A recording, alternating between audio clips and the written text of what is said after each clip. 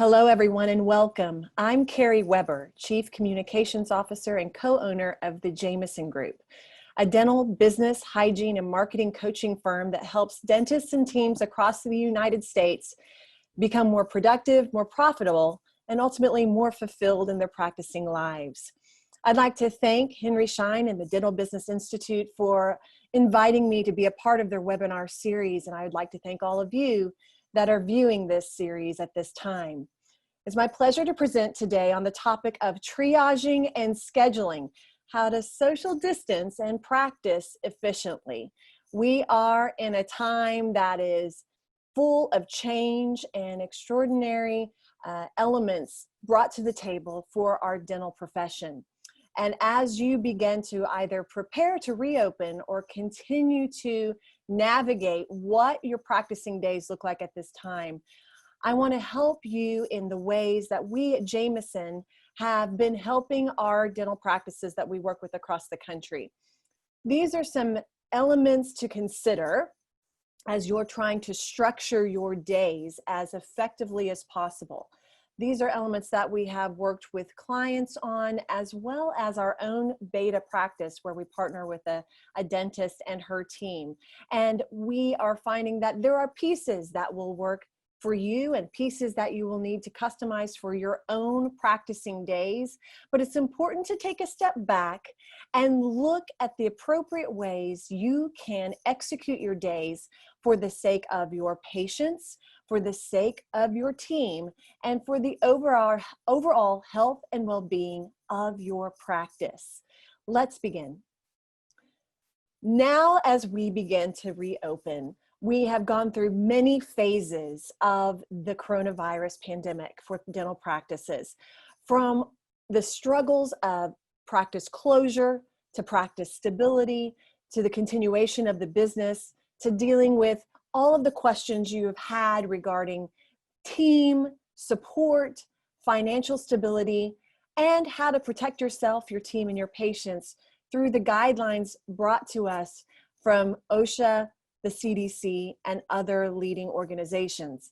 Now the time comes to re-enter into your practicing days. With all of these new guidelines in place, and with all of the things that come with being on pause for an extended period of time, that brings with it some very unique situations and scenarios, as well as some unique questions, some concerns, some obstacles that you may be working through as a team to overcome. And that's what we're going to talk about today. The importance of proactively planning so that you can have as much success in your practice reopening as possible. There's a great book called The 5 Gears by Jeremy Kubicek and Steve Cockrum. And the chapter that I love in this book talks about the different layers of your life, one of which being your professional career, and asking the question, where in my professional days am I being intentional and where am I being accidental? So my question for you is, regardless of the state of your practice at this moment, whether you're still closed and preparing to reopen, or you may be a couple of weeks into practicing again, where are your practice processes, systems, skill sets being executed intentionally with a plan or accidentally with struggle, with chaos, or with confusion? This is where we want to streamline, because the more streamlined and proactively planned out we can make our days with all of the things that are on the table at this time that are expected of you as the healthcare professionals that you are, we want to make those streamlined systems as clear and concise and understood as possible so that that reduces the stress. We have enough stress, right? So the easier we can make those dental days through planning and processing these appropriate systems, the better it's going to be for you and your team to take the best possible care of your patients and have the most productive day that you can in this current state and environment. So first things first, what I want you to consider are these elements as you're preparing to move into your dental days. It's going to be important to have that connection time, having team meetings and connecting as a team to plan together and involve your entire team in the preparation and planning for the practice reopening. We need to be clarifying the new procedures, protocols, PPE, and so on that we're going to be expected to utilize and work into our days. So we want to be clarifying those procedures, those processes. We want to be practicing that and walking through that together. Anything that may be confusing, anything that may cause stumbling blocks in the day, we want to get really clear as a team so that there's no question of how is this going to run, who's responsible for what, and what are the expectations in that process. So take the time to meet as a team and work on this and prepare together. It's also important that you keep front of mind and prioritize the very important element of patient communication.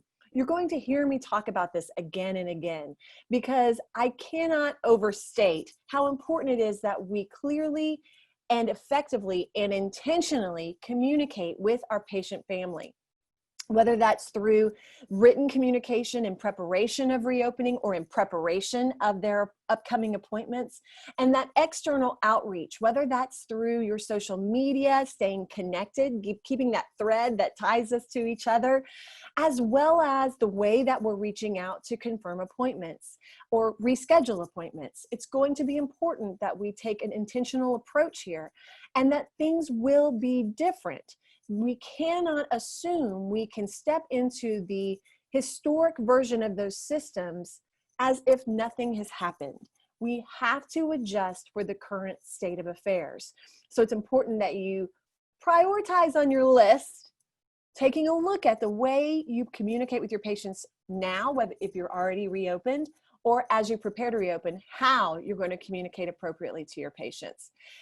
And then I want to talk about resetting the schedule. We're going to go through this to some degree in this presentation, how you reset the schedule to set yourself up for as great a success of a day as possible, whether that's how you're triaging your appointments and also how you're scheduling and confirming appointments, your verbal skills on the telephone, and those written communication skills that I discussed earlier. It's going to be important that we take a look beforehand because I know as you sit here watching this, you may be overwhelmed when you think about the amount of appointments you had to delay while you were closed, the amount of appointments that are already in your schedule, and how is this going to look when you step into the practice? It's important to take a breath and step back and do this in a structured and planned out of a process as possible. So let's talk about triaging your schedule. What you're going to need to do is prioritize your reappointments based upon each patient's needs. So you and your business team, also your hygiene team, this can be an all team, all hands on deck approach where you're looking into the patients you need to reappoint as well as the patients that you have coming up and prioritizing your schedule appropriately. We obviously, first priority, want to appoint those of highest risk of reinfection or continued deterioration of diagnosed need. So when you look at the patients you had to delay treatment, that you had to reschedule, that you had to cancel schedules on, who is in the highest need to be in as quickly as possible? And working through that as a team to determine that so that we can prioritize them on the outreach list of who we're going to reach out to and get appointed as soon as possible. Your second priority is going to be the patients of moderate risk and those with diagnosed and incomplete treatment that have accepted that treatment. We have yet to be able to provide that treatment. So this is going to be your second priority. And your third priority are going to be those of low risk, more that may be in a maintenance type of a relationship with you at this point. They're somewhat healthy across the board, and so they can be moved down the line as a third priority in reappointing. It's going to be important that we are very aware of our patients' health and well-being and their susceptibility in this current environment. So it's going to be important that as we're reviewing and prioritizing those to be reappointed, that we're reviewing health history and moving high risk health patients down the line. We don't want to be putting them in any kind of elevated risk. So if they have previous health issues, if anything has come to the forefront, and as you review the health histories that could be a concern in this environment, we want to be very cognizant of that and aware of that as we're appointing people into the schedule. Now, I want the hygiene team and the assistant team to also be a part of this process. The hygiene team can help to review their need for reappointing patients and help to prioritize through the list that we had just mentioned. The assistant team can help with the doctor's schedule and analyzing the schedule and determining who really needs to come in a more urgent fashion than the others. We want to phase in and take care of the highest needs as quickly as possible and move down the line. This is going to help you as you think, oh, I've got to get them all in. Well, let's start with the most urgent needs first and let your hygiene team and assistant team be a part of this as you're preparing for reopening and as you start to reopen. We want to create verbal skills as a team that recreate a sense of urgency and help to overcome the objections. We don't want to be afraid of these conversations. We are advocates for health. We are on the front lines of healthcare. And so as long as we know what we're doing to help patients be safe, as long as we're clear on the processes we put into place, and we understand the benefits of those processes for our patients, let's work together as a team to enhance our verbal skills, refine our verbal skills so that we can help build that value and urgency for those appointments and help patients feel comfortable in coming to your practice. As you begin to reopen, you're going to feel such a desire to step right back in full throttle. But for those of you that are already practicing at this time, you probably stand with me when you say you're going to have to take a step back and slow it down. We recommend a slow start because of all of the requirements, guidelines, and all of the changes that are occurring in the current state. We want to make sure we're giving ourselves ample time to take care of the patients and also to execute the recommendations and guidelines that have been put forth by OSHA and the CDC. So we want to slow down. And what we can do, if you haven't reopened yet, is you have to make the plans based upon what you can, what you perceive that is going to be, and then be about the business of revisiting and reviewing the process at once you open on where you can adjust appropriately. But begin in a conservative state and celebrate the fact that you're making progress, you're moving forward. It's just going to be a slow start, and that's to keep you safe and help you all get comfortable with the new adjustments to your processes and your schedules. Change is difficult, and we want to make sure we're making room for change and being able to adapt and adjust to that change. So the socially distanced schedule. And it's socially distanced more for those protective measures that you're putting into place right now. You've been watching, I'm sure, as I have, many sessions provided by Henry Schein and others on the new guidelines, the recommendations for those protective measures you're taking in your practice. So your schedule and your appointments are going to have to reflect those guidelines. It's going to be important that you adjust your scheduling blocks and create that new roadmap.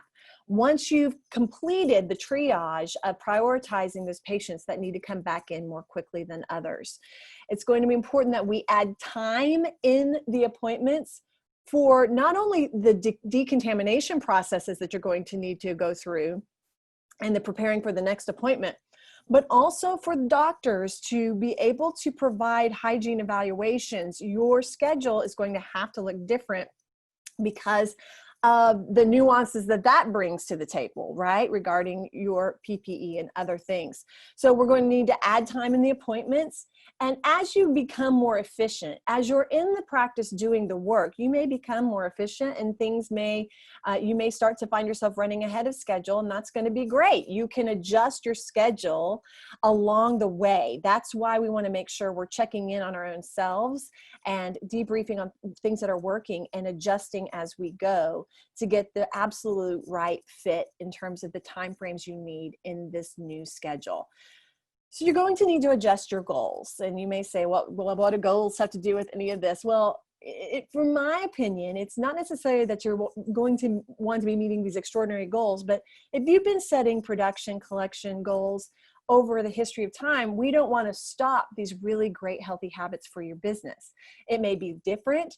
They're going to be different numbered goals based upon your pure capacity of what you can provide at this time.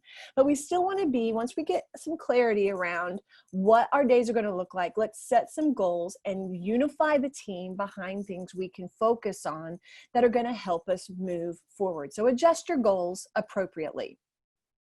We're going to be reviewing and adjusting the schedule, as I mentioned earlier, accordingly as time goes on.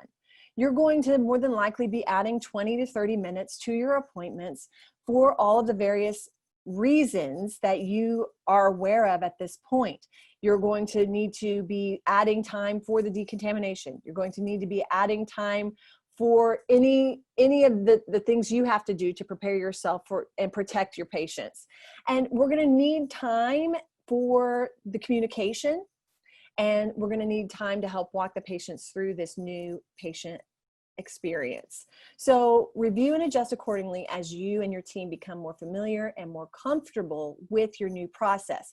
You can review this and revisit it weekly. You can check on it daily, monthly, whatever's needed. I highly recommend that you do this daily or weekly in the first several weeks, because you will find fairly quickly that you can make some adjustments one way or the other. So we want to make sure that we're very cognizant of that. Your awareness is going to be key. A lot of the recommendations in ocean infection control is that you're going to want to stagger these patients. No longer are you going to be able to put those patients right on top of each other. You may need to stagger out using only particular chairs in your practice, and you're going to ramp this up slowly.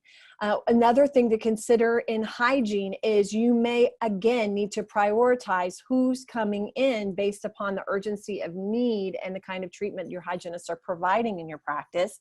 And also it may be that you're really healthy third level patients may need to just be scheduled for their next 6-month appointment, and then put them on a move forward ASAP list if they'd like to be seen sooner, because you're going to see big dips, big gaps in your schedule if we don't adjust quickly. And it's going to be difficult to see all of your patients all at once. We're going to discuss other adjusted measures that you can consider in just a moment. But I want you to be aware that whatever you start with on day 1 as a schedule may adjust on day 14, for example. And we need to make sure we're taking the time to review that and adjust as needed. What you're going to find with your team, some people are bringing all of their team back all at once. Some are staggering, bringing their team back based upon the level in which they're going to ramp back up into practicing.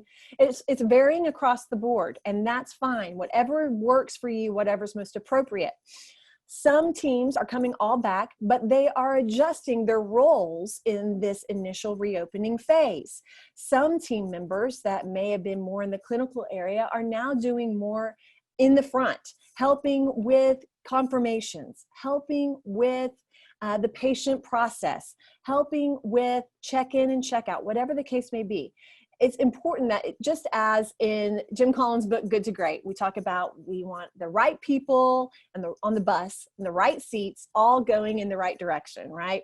Well, we may be changing seats on the bus for a little bit. And what we need to make sure we're doing is whatever roles people are taking on and embracing, we're putting them in those roles because they have a strength that leads us to believe they can help us there. So we certainly want to recognize that strength in each person.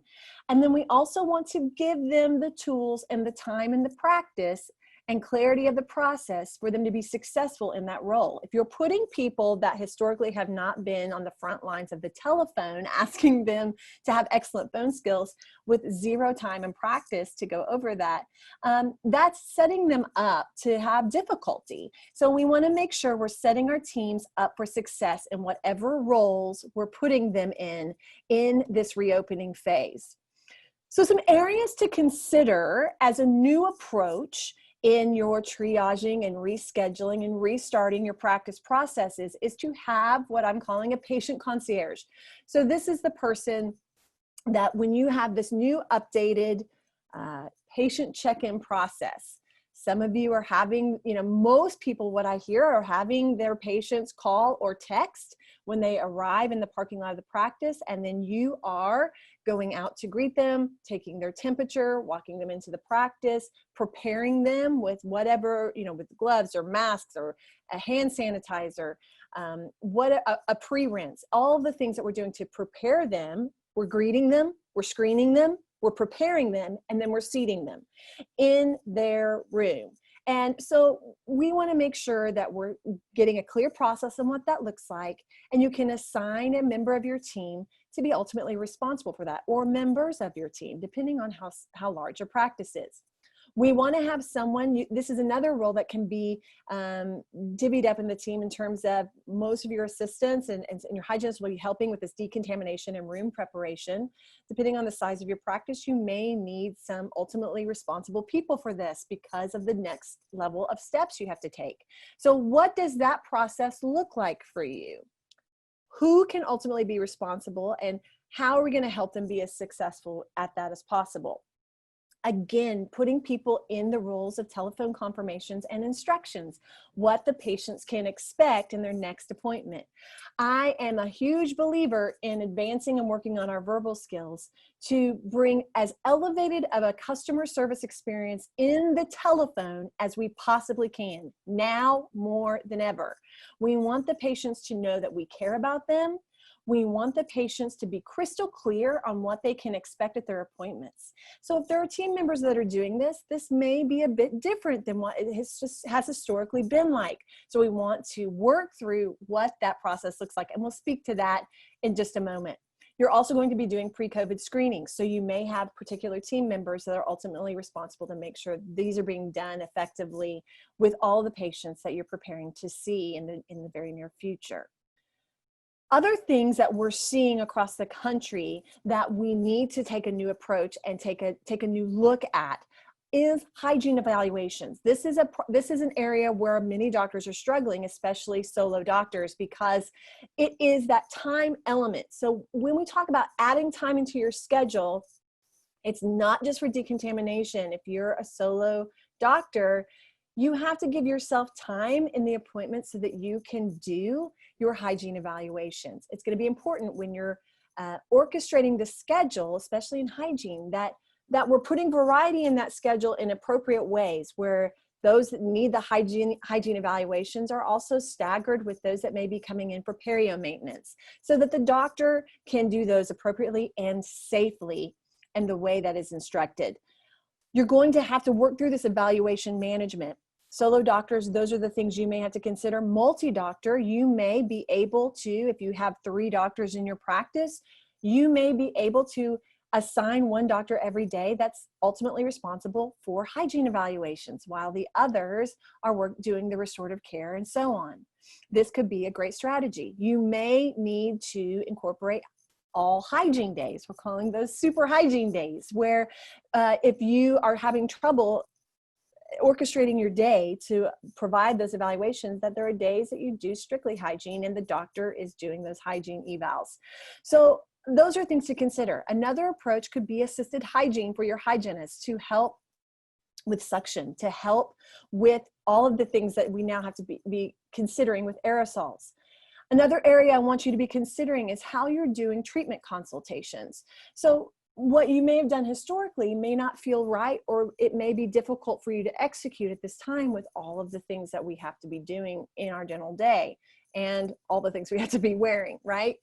So it's important that you as a team discuss what are the areas, what are the types of treatments and diagnoses that we feel comfortable and we feel our patients would be comfortable with discussing in that same day. What are some that we are still going to need an elevated level of communication and execution, and how can we do that now?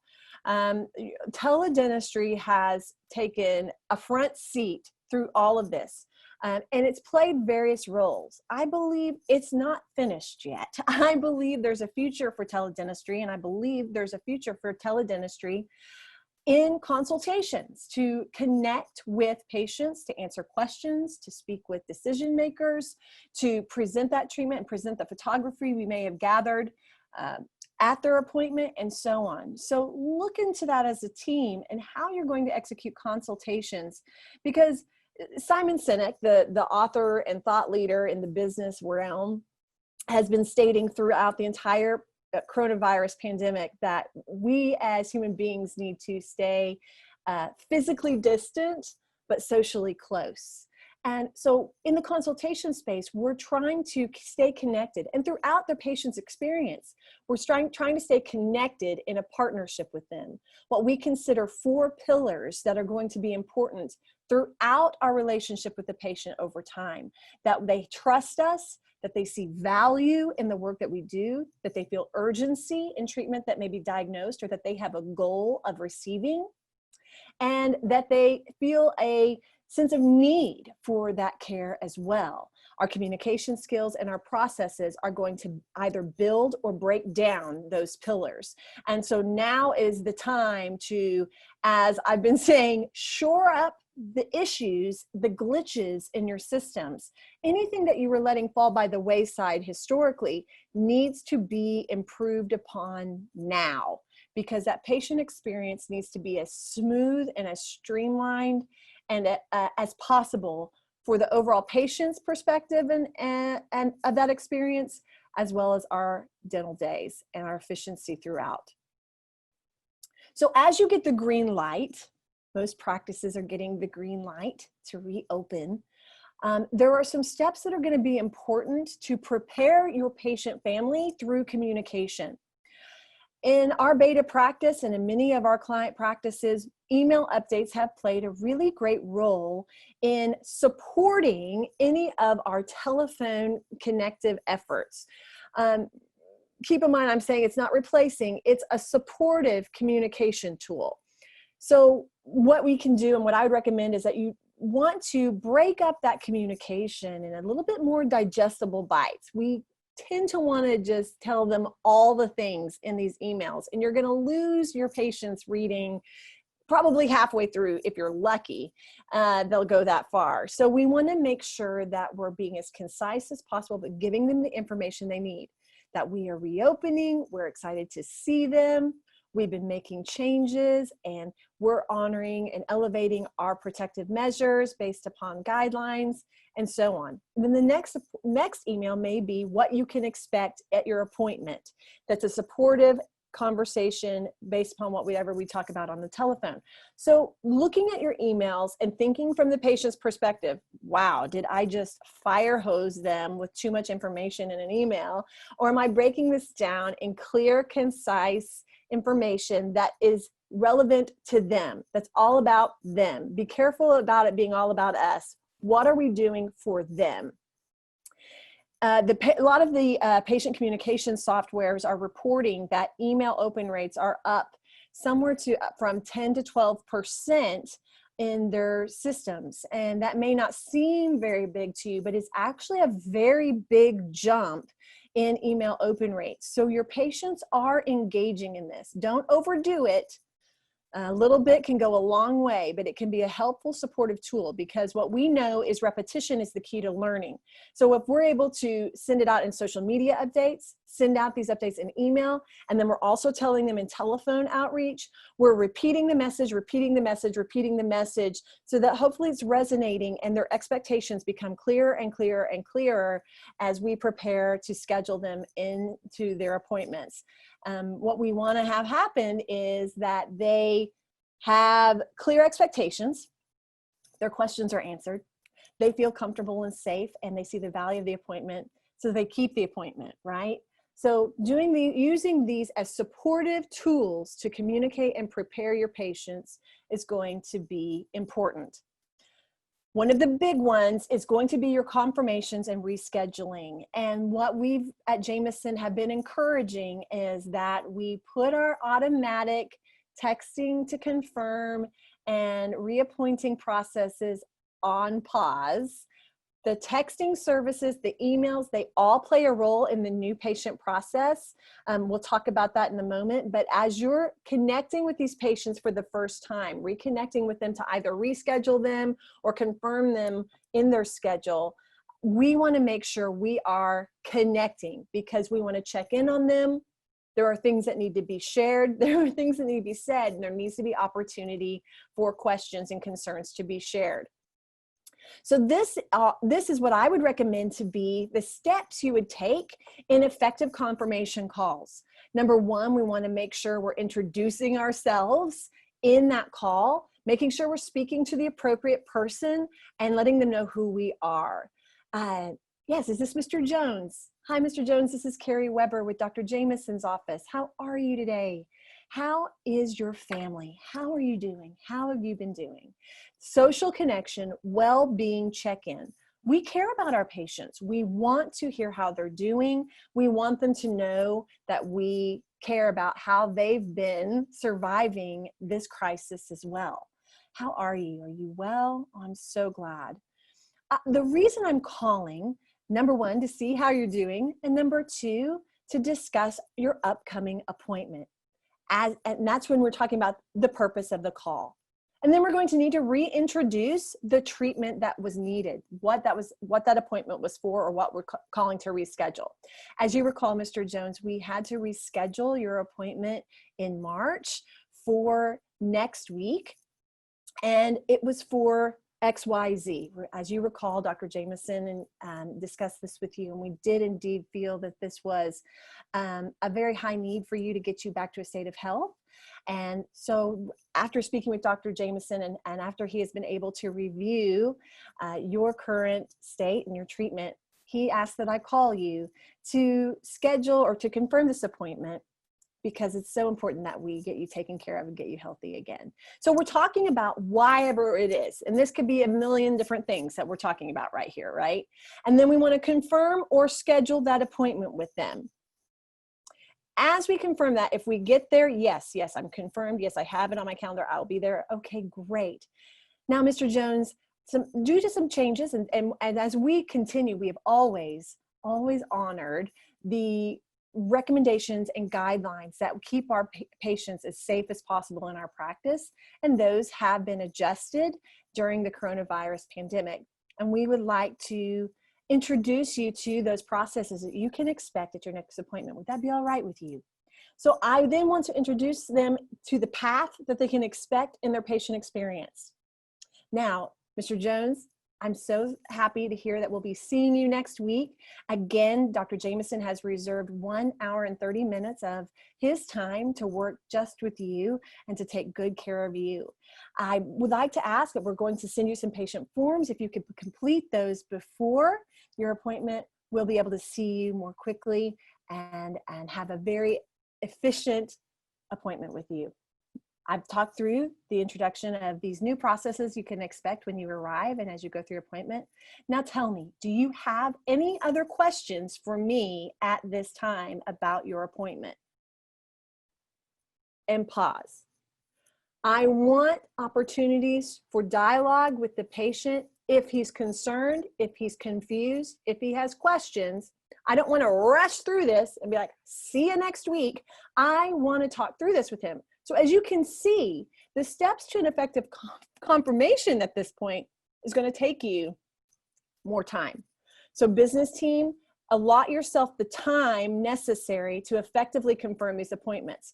If you're doing confirmations right now, business as usual, like they were 6 months ago, there may be a reason you're getting broken appointments and people aren't showing up the day of the appointment because there was not the connection of the value, questions were not answered, and so on.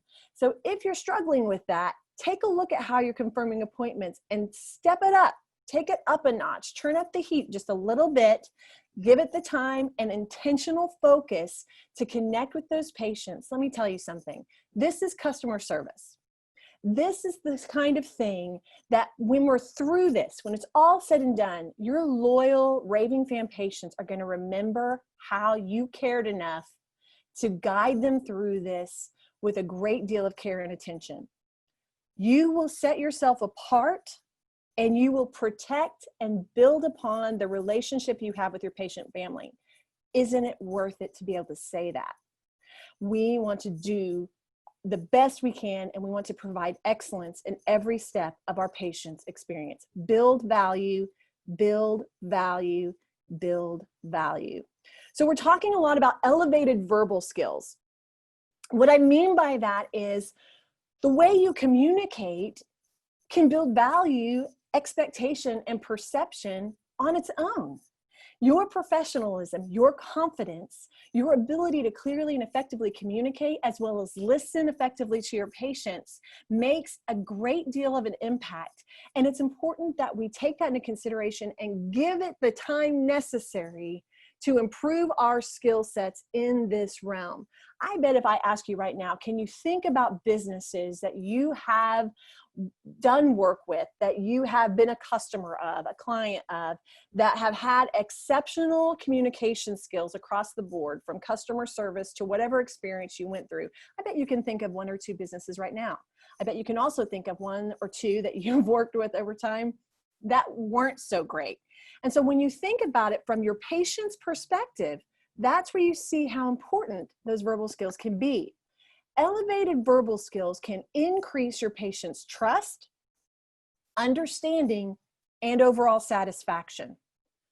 They can decrease anxiety, confusion and frustration, cancellations and no-shows. And they can strengthen your practice's efficiency and consistency in the schedule. This is the benefit of working on this and prioritizing it in your refinement, giving yourself time to focus, adapt, and refine in these areas. We're already hearing that from companies that patient reviews, the negative reviews are reflecting miscommunications, dropped balls, or dissatisfaction in communication skills in their appointments at this time. So what that tells me is we're not clearly communicating and making sure our patients are comfortable with their appointments and understand them. We're assuming way too much. Assumption is the lowest form of communication. So if you were assuming, oh, well, Mrs. Jones has been with us for 10 years, she'll show up, she'll be happy, she knows we're going to take good care of her. You're taking for granted that relationship. Don't take it for granted. Let's honor those relationships with the elevated verbal skills that build on the pillars of the patient-practice partnership, building trust, need, urgency, and value. So this is a recommended pathway for you to incorporate into your practices. You more than likely already have, of what the current patient experience may look like. You're needing to incorporate pre-COVID screening processes. Do you have that clear and in place? Who's executing that? Are you doing that consistently? Are you getting the right types of questions answered that you need to feel like you're doing the right thing by bringing those patients into your practice? The scheduling and confirmation processes, we talked about that through that the pathway of the communication skills that you may need to have. Patient forms, a lot of practices are taking these digital, and I think this is the perfect time to do that. Anything we can do to advance our service and care while also supporting the practices need to be as touchless as possible is a win. So whatever the process is that you're putting into place now to get the patient forms you need, this is a piece of that early on process before they've ever checked in. Then your patient check-in process. Are you meeting them in the parking lot? Are you using two-way texting through your patient communication software? Are they calling you? Are they clear on what they're supposed to do when they arrive? Who's responsible to go and receive the patient? Are they coming to the door? Are you going to their car? When are you taking their temperature? When are you giving them their protective measures and preparing them for their appointment? And so on. That steps into greet and screen. So we're screening them, we're greeting them, we're preparing them for their appointment, and we're seating them. Then the provider time, which is where we've talked about making sure you've allotted enough time for the decontamination process before the patient arrives, and then the time you need for the care. And make a point to be aware throughout that process to check in with your patients. How are they doing? Are they seeming overwhelmed? Does it feel like there's anxiety building? Take a pause and ask them if they're doing okay. Do they have any questions, any concerns? Stay connected to your patients. And may I also share in this moment a provider time. It could be very easy to get a little comfortable and start talking about how we're uncomfortable, right? Oh, it's hot. I'm so hot. Or this is so much harder. Oh, I'm tired. These masks are terrible. And it may feel like it's a casual, friendly conversation, but that's not keeping it positive. We need to be very aware of our communication with our patients. Keep it positive. Keep it constructive. There's a time and a place for you to be hot and all the things, but with the patients, we want to bring our best and build up their confidence and comfort in that appointment. And then whatever processes you put into place in the checkout process, the financial arrangements, taking their payments, are you doing that online now? Are you having them paid before they even show up into the practice? How are you changing the way you do checkout? When are you doing consultations? And how are you doing consultations? This is going to be important. And remember, all of this, while it's similar to what you've historically done, there are nuances of each stage that are different. So we need to make sure we're helping the patient stay aware of what they can expect so that we don't have this glitch in the dropped ball of miscommunication. That is the last thing we want. So being clear as a team, what this process looks like for you, and then making sure we're being clear with the patient on what they can expect in this process as well. This is going to offset a lot of that confusion and frustration that they may experience. I can't reiterate enough how you need to embrace time in this process. It's going to be difficult to not look back on how things were versus how they are now. Let's celebrate the steps, celebrate the progress, support each other through this, and give yourself the grace and the gift of time to do this and do it well and do it right. Slow start, giving yourself ample time for the confirmations and communication, for the decontamination, for the appointments and all the things you have to accomplish within them. And as you become more efficient and more competent in this new structure, you can adjust and adjust and adjust the time as appropriately. So honor it from the beginning, start slow and adapt. It's going to be important that you connect as a team. I say this a lot because something that I notice is we're assuming a lot. We're assuming a lot on our patient side and we're assuming a lot on our team side. And then we're surprised when there's upset. We're surprised when there's confusion. We're surprised when we have these dropped balls. And then there's resentment, right? Can you feel these emotions within yourself of how you're experiencing this historically, perhaps, or even right now? When we make intentional time, remember intentional versus accidental, when we intentionally plan proactively for time, this is going to help us adapt as effectively as possible. You are putting your entire team and your patient family and yourself through significant change of a method of the way you've practiced that has been a habit for however many years you've been practicing. Now you have to change. Now there have to be new steps, and change takes time.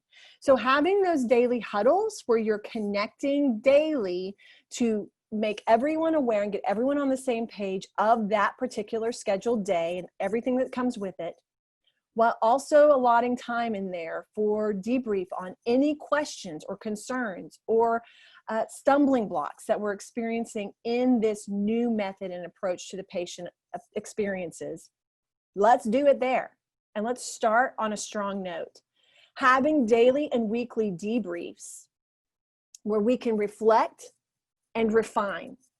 Reflect on how things are going. Let's celebrate the things that went well. Let's find reasons to celebrate and be together and bond as that team. But then let's also review the things that could use attention or change or adaptation, and let's refine the systems.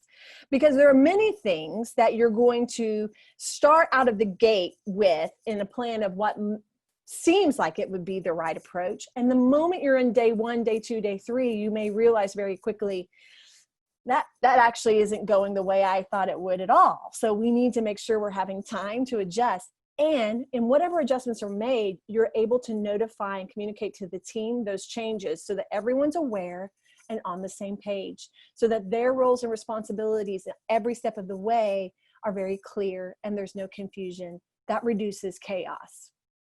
So remember, as we step into this new approach to your practicing days, you're going to want to triage your appointments.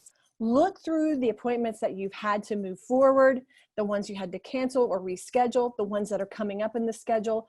Wherever you're having the traffic jam, look through them and triage them based upon urgency. We want to be taking care of those emergencies, and we want to be taking care of those urgencies as soon as we can. Setting clear patient scheduling and appointment processes. Any adjustments that you're making to appropriately spread out your appointments for both the doctors and the hygiene team, we want to make sure we're scheduling that appropriately so that everything that we need to get done in those appointments can get done and we can honor the guidelines that have been set forth for us. Assigning new roles and responsibilities when and where appropriate, whether you're needing that patient concierge, whether you're needing help in the confirmation phone call process to walk patients through what they can expect. A variety of those reasons that I listed earlier, make sure if we are assigning those new roles and responsibilities, that we're also working through what those processes look like with those team members and helping them work on the skills necessary to be successful at it. There's no point in putting a person in a new role if they can't do it and they don't know how. We need to support them and help them be successful. So setting your team up for success through preparation and practice. I think I've said it 10 times in this presentation that you need to give yourself time. I know we want to blast out of the starting gates as fast as possible, but slow and steady is going to win the race here. We want to make sure we're dotting our I's and crossing our T's and getting comfortable with the change.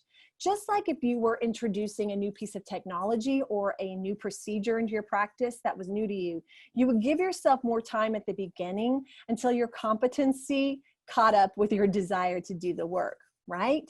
So we just need to be aware of when it's time to adjust and be conservative in the beginning. Give yourself the time necessary to be successful. And business team, give yourself the time to connect appropriately and effectively with your patients. Practicing those verbal skills to build proper expectations, setting that time to connect as a team for adaptation and refinement throughout the journey, and communicate. Communicate. You cannot over-communicate in times like these. I've said it from the very beginning, and I'll continue to say it now. Those that stay connected and those that are openly and effectively and consistently communicating are going to be doing the best through this. So if you haven't been doing those connective efforts with your team and with your patients, it's never too late. And now is a good time to start. As our founder, Kathy Jameson, says, the success of your practice is in direct proportion to the success of your systems. So I encourage you to step back and look at the systems that make up your dental days. What makes that a well-oiled machine for you? And what adaptations and adjustments need to be made in the current state of affairs so that you can have as efficient of a day as possible, that you can take the best possible care of your patients, of your team, and of yourselves. Thank you for your time.